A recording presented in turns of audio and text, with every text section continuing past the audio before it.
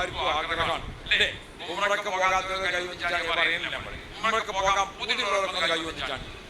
മദീനത്ത് പോകാൻ പൂതിയുള്ളവർ പെണ്ണുങ്ങളൊക്കെ കൈവച്ചിട്ടുണ്ട്. അൽഹംദുലില്ലാഹ്. ചില പെണ്ണുങ്ങൾ രണ്ട് കൈയും വെച്ചിട്ടുണ്ട്. അല്ലാഹു ഖൈറും ബർക്കത്തും ഏറ്റി കൊടുക്കണം. എല്ലാവർക്കും എൻ്റെ ഒരു മരുന്നുണ്ട് മദീനത്തെത്താൻ. ആണോ? വെറുതെ കൊടുക്കില്ല, ചെറിയ പൈസ വേണം. മരുന്ന് വെറുതെ എന്താ വേണ്ടി നമ്മൾ വെറുതെ കൊടുക്കണം? അതെന്താ വേണ്ടി? അല്ല മൂപ്പര് നമ്മൾ ബന്ധപ്പെട്ട് വെറുതെ കൊടുക്കണം. അത് നമ്മള് വയസ്സുള്ള ആൾക്കാർക്ക് ഒരു കാരണന്മാർ ഒരു പറഞ്ഞത് കേൾക്കാം. ഇവരോടൊക്കെ നമ്മൾ വാങ്ങിയതാണ് മൂപ്പര് പറയുന്നത്. അപ്പൊ ആ വാങ്ങിക്കാണ് വില കൊടുക്കാം. അപ്പൊ അല്ലാഹു ഖൈർ തരട്ടെ. ഒന്നിന്റെ ഒപ്പം നമ്മൾ മദീനത്തേക്ക് പോകാൻ പൂതിയുള്ള ആൾക്കാർ മനസ്സറിഞ്ഞിട്ട് നമ്മൾ ചെല്ലണം. പടച്ചോനെ വന്ന് മദീനത്ത് പോകണല്ലോ റബ്ബേ. ചെല്ലല്ലേ നമ്മള് റബ്ബി വർസുഖ്നാ സിയാറതഹു ഖബ്ല ഖബ്രി റൂഹി വൽ ഖറജി സ്വല്ലി.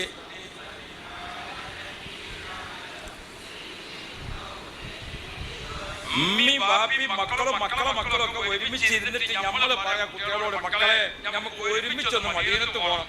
മുത്തുനബിയുടെ അടുത്തേക്ക് നമുക്കൊന്ന് പുറപ്പെടണം. അതിന് മുത്തുനബിയുടെ അടുത്തേക്ക് പോകാനുള്ള ഒരു വഴി മൗലിദിലുണ്ട്, നമുക്ക് ചെല്ലല്ലേ എന്ന് പറഞ്ഞു. കുട്ടികളൊക്കെ ഇരുന്നിട്ട് ചെല്ലി റബ്ബി വർസുഖ്നാ. എന്താണ് വഴി പറഞ്ഞത്? റബ്ബി വർസുഖ്നാ സിയാറതഹു. പടച്ചോനെ ഞങ്ങൾക്കൊന്ന് മദീനത്ത് പോകണം, ഒന്ന് നിന്റെ മദീനത്ത് എത്തിക്കണം റബ്ബേ. എപ്പോ? ഖബ്ല ഖബ്രി റൂഹി വൽ ഖറജി. മരിച്ചിട്ട് 3 കഷ്ണം തുണിയിൽ പൊതിഞ്ഞു കെട്ടി ആരെങ്കിലും ഒക്കെ എന്നെ കൊണ്ടുപോകുന്നതിന് മുമ്പ് എനിക്കൊന്ന് കുളിച്ച് ഡ്രസ് മാറ്റിയിട്ട് മുത്തുനബിയുടെ അടുത്തേക്ക് ഒന്ന് പോകണല്ലോ. ഭാഗ്യം തരണേ യാ റബ്ബ്. നമ്മളവിടെ ഒരു പെണ്ണ് വയസ്സായ കല്യാണത്തിന് പറയും. അതിന് 2 ആളുകൾ മാത്രമാണ് സമ്പത്ത്. ഇതിന്റെ വയല് കേട്ടിട്ട് കല്യാണം എന്ത് ചെയ്തു? റബ്ബി വർസുഖ്നാ ചെല്ലാൻ തുടങ്ങി. എങ്ങനെ ചെല്ലണം? റബ്ബി വർസുഖ്നാ ചെല്ലുമ്പോൾ സലാത്തോട് കൂടെ ചെല്ലണം. ഓരോ വരിക്കും അല്ലാഹു റബ്ബി. കഴിഞ്ഞ കൊല്ലം കല്യാണക്കാണ് നറുക്കെടുപ്പിൽ ഏത് കിട്ടിയത്? നമ്മുടെ നാട്ടിലേക്ക് സലാത്തിന്റെ മജ്‌ലിസിൽ കൊല്ലത്തിൽ നറുക്കെടുപ്പുണ്ട്. റബ്ബിയുടെ കൂടുതൽ സലാത്ത് ചോദിക്കും. അപ്പൊ അതിന് നറുക്കാരി കിട്ടി. റബ്ബി വർസുഖ്നാ ചെല്ലിയിട്ട് അമ്മ പോയി വന്നു. ഒരു ചെറുപ്പക്കാരനെ വിളിച്ചു, ഉസ്താദെ ഞാൻ ഇവിടെ ഒരു അറബി വീട്ടിൽ ചെറിയ ശമ്പളത്തിന് ജോലിക്ക് നിൽക്കുകയാണ്. എല്ലാവരും ഇങ്ങനെ ഉംറക്ക് പോകാം, മദീനത്ത് പോകാം, എനിക്ക് വലിയ ആഗ്രഹമാണ്, ഞാൻ സാധിക്കാതെ. പക്ഷെ നിങ്ങളെ മഴയിലുണ്ട് മദീനത്ത് പോകാനുള്ള മരുന്ന് എന്ന് പറഞ്ഞാൽ നിങ്ങൾ കൊടുക്കണേ. അപ്പൊ ഞാൻ ഇപ്പൊ 7 മാസമായി 5 വഖത്തിനും ഞാൻ ഇങ്ങനെ ചെല്ലും റബ്ബി വർസുഖ്നാ സിയാറതഹു. ഇപ്പൊ എന്റെ അറബി എന്നെ വിളിച്ചാണ് എനിക്ക് ഉംറക്ക് പോകാൻ ചോദിച്ചു. എനിക്ക് ഉംറക്ക് പോകാനുള്ള പൈസ ആര് തന്നു? അറബി തന്നെ. അപ്പൊ ഞാൻ ഇങ്ങനെ ഉംറക്കുള്ള ഒരുക്കൊക്കെ നടത്തിയപ്പോ അറബിന്റെ മകൻ ചോദിച്ചു, നീ എവിടെ പോകാൻ വരുന്ന മതിയുണ്ടല്ലോ? അപ്പൊ പറഞ്ഞു ഞാൻ ഉംറക്ക് പോകാനാണ്. അപ്പൊ ഒരു ഉംറക്കുള്ള പൈസ ആര് തന്നു? മകനും തന്നു. അപ്പൊ ഓനിക്കും ഉംറ, ഭാര്യക്കും ഉംറ, 2 ആളും ഉംറക്ക് പോകാം. ഞാൻ ഇതിനോട് ഒരു തമാശ പറയല്ല. റബ്ബി വർസുഖ്നാ ചെല്ലിയിട്ട് കഴിവില്ലാത്ത ഭാര്യയും പോകാം ഉംറക്ക്, ഞാനും പോകാം, ഭർത്താവും പോകാം. നമ്മളെ ദീനിന്റെ വിഷയങ്ങൾ ഓരോന്നും അത് പരിഹാരമാണ്. വിഷയങ്ങൾ ഓരോന്നും പരിഹാരം. പക്ഷെ നമ്മൾ തന്നെ ഇതിനൊക്കെ ചെറുതായി കാണണം. ആദർശം എന്ന് പറയുന്നത് വലിയ വലിയ സംഗതിയൊക്കെ നമുക്ക് പിന്നെ പറയാം. ആദർശം എന്ന് പറയുന്നത് നമ്മുടെ നിത്യ ജീവിതത്തിൽ നിന്ന് കുട്ടികൾക്ക് കാണാനും പഠിക്കാനും അനുഭവിക്കാനും ഉണ്ടാകണം. അത് അല്ലാഹു തആല അത്ഭുതകരമായി വെച്ചാൽ അങ്ങനെ തന്നെ നടക്കണം. നമ്മൾ ശ്രദ്ധിക്കണ്ടേ? ഇത് ചെറിയ പ്രായത്തിൽ തന്നെ നമ്മുടെ മക്കളെ ഒപ്പം ഇരുത്തിയിട്ട് മദീനത്തേക്ക് പോകാനുള്ള വഴി മൗലൂദില്, രോഗം മാറാനുള്ള വഴി മൗലൂദില്. അല്ലാഹു റബ്ബി. താങ്ങാനാകാത്ത വിഷമമുണ്ടോ? നമ്മളെ മനസ്സിന് താങ്ങാൻ കഴിയുന്നതിന് അപ്പുറമുള്ള ബുദ്ധിമുട്ട് കുടുങ്ങിക്കണം. കൊടുക്കില്ലെങ്കിൽ പിന്നെ അവിടെ നിന്നോ. അല്ലാഹു കൊടുക്കാതെ കെട്ടെ. അങ്ങനെ ഒരു കൊടുക്ക് വരികയാണെങ്കിൽ അതിൽ നിന്ന് കഴിച്ചാകാനുള്ള വഴി മൗലൂദ് മൗലൂദിലുണ്ട്. അതിന് രക്ഷപ്പെടാനുള്ള വഴി എവിടെയുണ്ട്? മൗലൂദ് മൗലൂദിലുണ്ട്. നമ്മളിതൊന്നും ശ്രദ്ധിക്കണല്ലോ. നമ്മള് ഓരോന്നിനും ഒരു ഭക്ഷണത്തിന് അതിന്റെ വിറ്റാമിൻ അല്ലേ? മാങ്ങന്റെ രുചിയാണോ ചക്കക്ക്? അത് 2 രുചിയാണോ പഴത്തിന്? ഒക്കെ വ്യത്യസ്തമാണ്.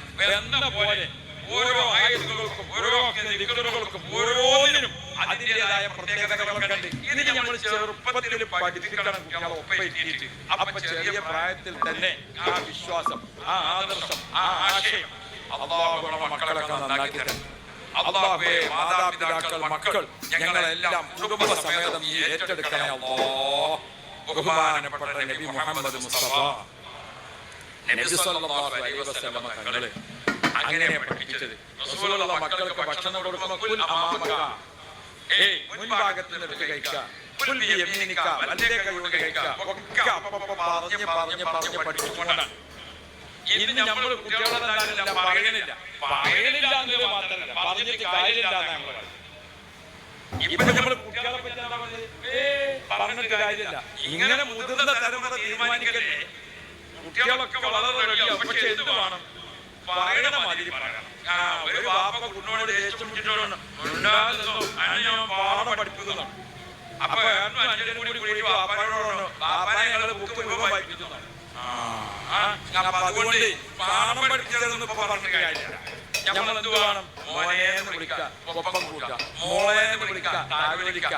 അങ്ങനെ മക്കളെ ഏതും ശരിയാക്കി എടുക്കാൻ പറ്റും. ഏതും ശരിയാക്കാം. ദേഷ്യം പിടിക്കലും അടിപിടി വിടലും അതൊരു യോഗ്യതയാണ്. അതുകൊണ്ട് പ്രിയപ്പെട്ടവരെ, ഞാൻ നിർത്തുന്നു. ആ ചോറിന്റെ വാസന പിന്നെയും വന്നുകൊണ്ട് നിൽക്കുകയാണ് അല്ലേ? ഒരു ബ്രോസ്റ്റിന്റെ വാസനയല്ലേ അല്ലേ? ഒരു ബ്രോസ്റ്റ്, ഒരു 65 അതിന്റെ ഒക്കെ ഒരു വാസന അല്ലേ? അപ്പൊ ഞാനിങ്ങൾക്ക് ഒരു താല്പര്യം പറഞ്ഞതേ ഉള്ളൂ. ഇൻഷാ അല്ലാഹ് കിട്ടിയത് നോക്കാം നമുക്ക് ഏതാണ്. അല്ലാഹു തആല ഖൈറും ബറക്കത്തും ഏറ്റി തരട്ടെ. അപ്പൊ അതുകൊണ്ട് പ്രിയപ്പെട്ട രക്ഷിതാക്കളെ, പ്രിയപ്പെട്ട ഉമ്മപെങ്ങന്മാരെ, നമ്മുടെ ഉമ്മാക്കും ബാപ്പാക്കും നമ്മൾ ചെയ്യുന്നത് കുട്ടികൾ ഇങ്ങനെ കണ്ടിട്ട് ഉമ്മാരൊക്കെ വല്യമാരെ പറ്റി കഥ പറയണം.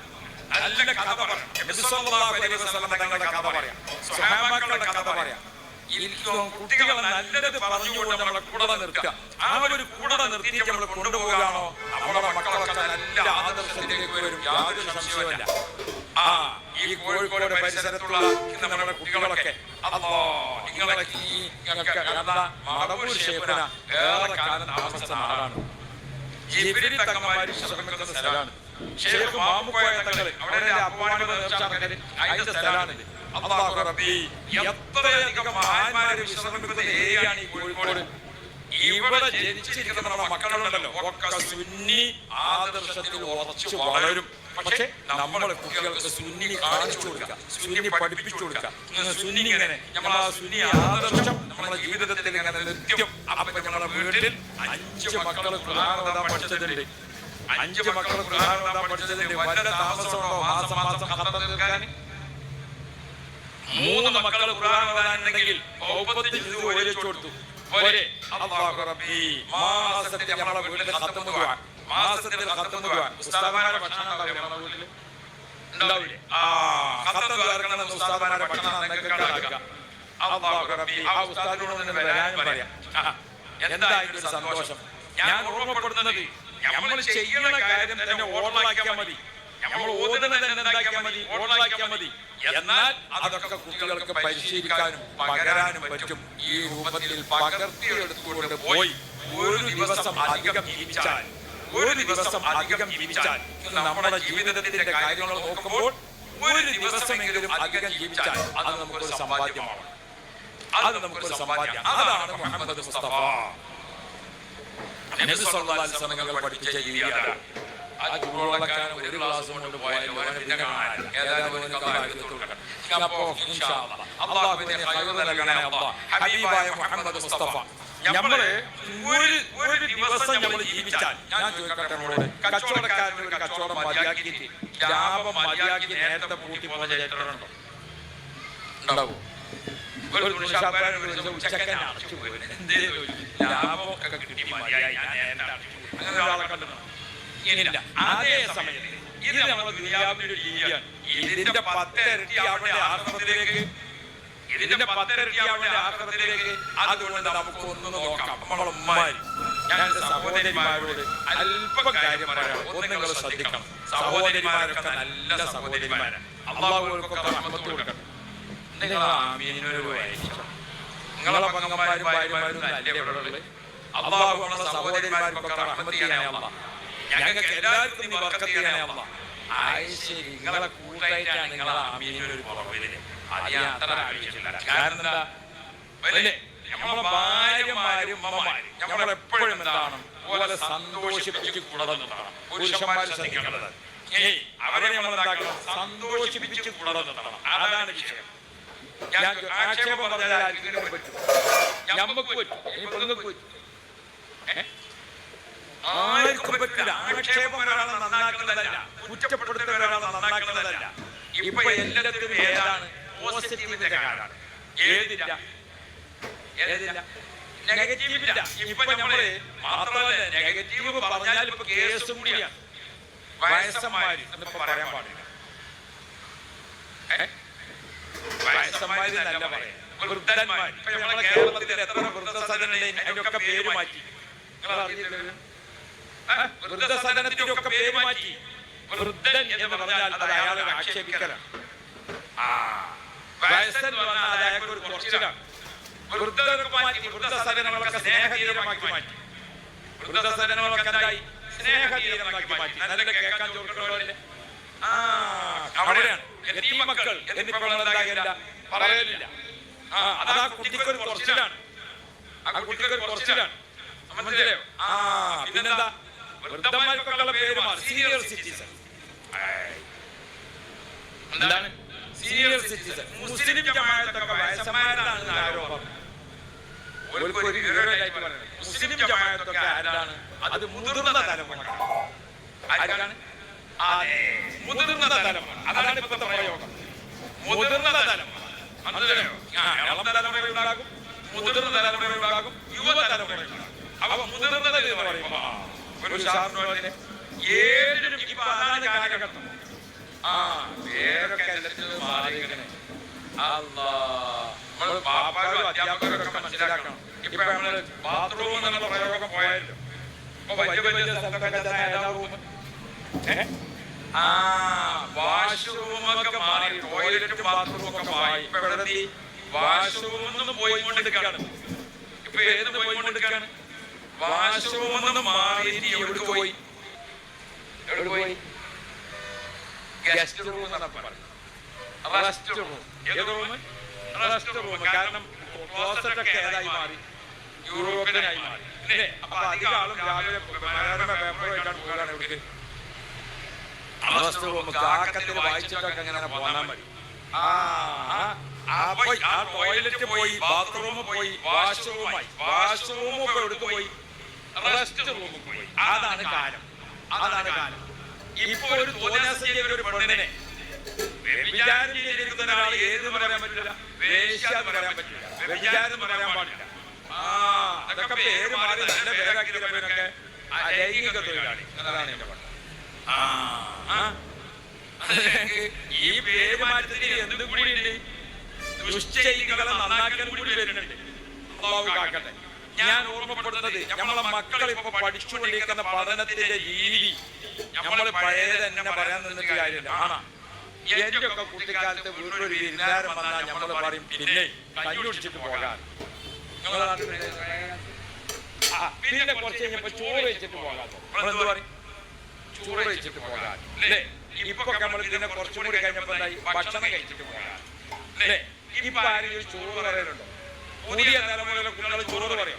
ഇല്ല. ഭക്ഷണം പറയോ? ആഹാരം പറയോ? കുട്ടികളൊക്കെ ഏതാ പറയുന്നത്? കുട്ടികളൊക്കെ ഏതാ പറയുന്നത്? കുട്ടികളൊക്കെ എന്തായി? ഫുഡ് കഴിച്ചോന്ന് ചോദിക്കാൻ. എന്ത് കഴിച്ചോന്ന് ചോദിക്കാണ്? അല്ലാഹ്, ഞാൻ എന്റെ പേരിന് കുട്ടികളോട് മക്കളെയൊക്കെ ഫുഡ് കഴിച്ചു ചോദിച്ചു. ഫുഡ് കഴിച്ചോന്ന് ചോദിച്ചപ്പോ എന്റെ മോളെ കുട്ടിയുടെ 4 വയസ്സായ മോന്റെ അടുത്ത് ചെവിയിൽ വന്നിട്ടാണ് ഇപ്പൊ ഫുഡ് നല്ല ഫുഡ്. നമ്മള് പറയുമ്പോ ഏത് പറയാണ്? നമ്മളെന്താണത്? ഫുഡ് കഴിച്ചോന്നാണ് ചോദിക്കുന്നത്. അത്ര ശ്രദ്ധ കൂട്ടണ്ട. അപ്പൊ എന്നോട് ചെവിയിൽ വന്നിട്ടാണ് ഫുഡ് നല്ല ഫുഡ്. നമ്മള് ചെറിയ മക്കള് ഏത് പറയും? അപ്പൊ നമ്മളിപ്പോഴും ഏത് തന്നെ ചോറ് കഴിച്ചോ, ഭക്ഷണം കഴിച്ചോ എന്ന് ചോദിക്കുന്നത്. കുട്ടികളൊക്കെ എവിടെ എത്തിക്കണേ? അപ്പൊ നമ്മൾ ഓർക്കണ്ടേ, ആരാ മാറുന്നത്? ഇവിടെ മാറ്റം വരുന്നത് ആരാ? കുട്ടികളെ പഠനത്തിനും ഒപ്പം സഞ്ചരിക്കാൻ നമ്മൾ തയ്യാറാകുക. അല്ലാതെ ഞാൻ ഇതെന്നെ പറയുള്ളൂ എന്ന് വെച്ചിട്ട് കാര്യമില്ല. ഉണ്ടോ? എന്റെ അടുത്ത് ഇപ്പോഴാണ് എനിക്കൊരു നല്ല മൊബൈലാണ്. എന്റെ അടുത്ത് ചെറിയ മൊബൈലാണ്. അതിൽ പച്ച വിളിച്ചാണ് പോകും, ചോപ്പ് വെക്കാവുന്നത് അല്ലേ? ഇല്ല, ആ ഫോൺ വിളിച്ചോപ്പം ഇങ്ങോട്ട് പറഞ്ഞാൽ സൗണ്ട് കേൾക്കുന്നില്ല, അങ്ങോട്ട് വിളിച്ചാൽ പോകണമില്ല. അപ്പൊ എന്റെ ചെറിയ കുട്ടി ഇതിങ്ങനെ കണ്ട് ഞാൻ ഫോൺ തരുന്നുണ്ടോ? ഇത് തന്നിട്ട് ഓ വാങ്ങിയിട്ട് ഇഞ്ഞൊന്ന് വിളിച്ചു നോക്കിയാ അപ്പൊ ആരോ നോക്കുമ്പോ ശരിയാ നല്ല മട്ടത്തിൽ ഞാനിങ്ങനെ ഫോൺ ചെയ്ത് കൊടുക്കുമ്പോ കുറച്ച് അപ്പുറത്ത് ഞാൻ എന്നോടൊന്ന് ചിരിച്ചു. അതാ എനിക്ക് സഹിക്കാൻ കഴിയാം. അതാണ് സഹിക്കാൻ കഴിയാം. എന്റെ മോനായുള്ള ഞാൻ ചിരി പറഞ്ഞാൽ ഏതെന്നാ പറയേണ്ടത്? അതുകൊണ്ട് എല്ലാ വാപ്പാരും ഓർക്കാം, കുട്ടികളെ മുമ്പിൽ കുറച്ച് നമ്മളും പഠിക്കാം. നമ്മൾ ചെറിയൊരു പഠനത്തിന് തയ്യാറാകാനേ പറ്റുള്ളൂ. അതുകൊണ്ട് നമ്മൾ ഒന്നിങ്ങനെ നോക്കാഞ്ഞാൽ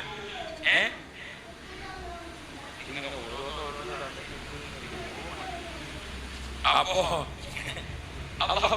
തരട്ടെ. ഹബീബായ മുഹമ്മദ് റസൂലുള്ളാഹ് നബി കരീം സ്വല്ലല്ലാഹു അലൈഹി വസല്ലം തങ്ങൾ നിങ്ങൾ നോക്കിയും കുട്ടികളെ എങ്ങനെ വളർത്തിയത് ഒന്ന് നമ്മൾ പഠിക്കണോ? ഞാൻ പറഞ്ഞത് ഇല്ലാത്തതല്ല. ഒരിക്കൽ നോക്കുന്നത്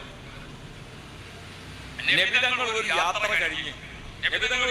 കഴിഞ്ഞ് വീട്ടിലെത്തി. അപ്പൊ ആ വീട്ടിലെത്തി റസൂലുള്ളാഹി വിശ്രമിക്കാനില്ല. അപ്പോഴേക്ക് ഒരാള് അന്വേഷിച്ചു വന്നു.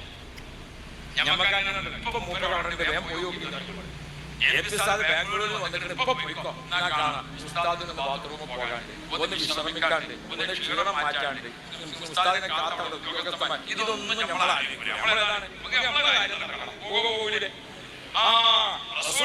യാത്ര കഴിഞ്ഞ് വീട്ടിൽ തിരിച്ചെത്തിയപ്പോൾ ഒരാൾ കാണാൻ വന്നു. നബിതങ്ങൾ അകത്തേക്കാൾ പോയതുള്ളൂ. അപ്പൊ ഒരാൾ വന്നിട്ട് പുറത്തുനിന്ന് വിളിച്ചു. നബിതങ്ങൾ പുറത്തേക്ക് വന്നില്ല. നമ്മളെ നാട്ടിലാണ് നമ്മള് ഒരു വീട്ടിൽ പോയി ബെല്ലടിച്ചാൽ കാത്തു വെക്കും.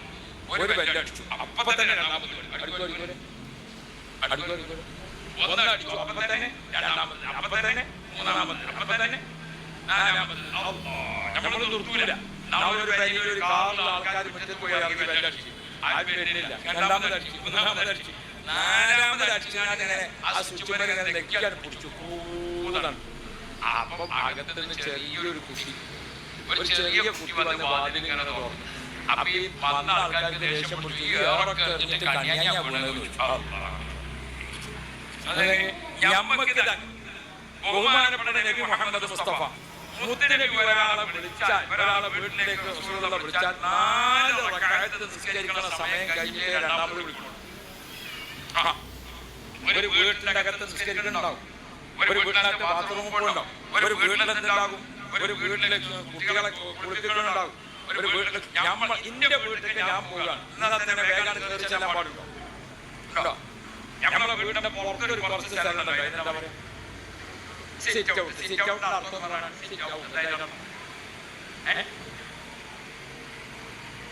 സീറ്റ് നന്നായി ഔട്ട് എന്നാണ്. സിറ്റ് ഔട്ട് പുറത്ത് കുറച്ച് പുറത്തിറങ്ങിക്കാനാണ്.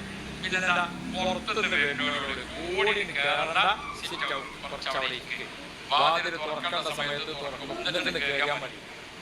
അതിനാണ് സിറ്റ് ഔട്ട്. അന്നപ്പോഴാണ് സിറ്റ് ഔട്ട് എന്നാണ് പറ്റും. എന്താ സിറ്റ് ഔട്ട്?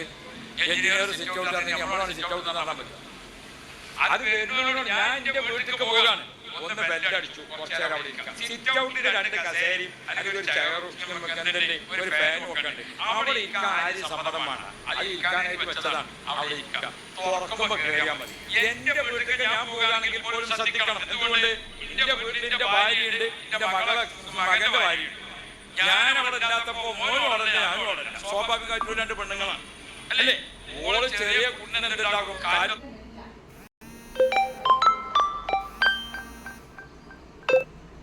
തുടമ കളിച്ചിട്ട് എണ്ണ കൊടുക്കേ, ബാക്കിയുള്ളവർക്കുണ്ടാവും.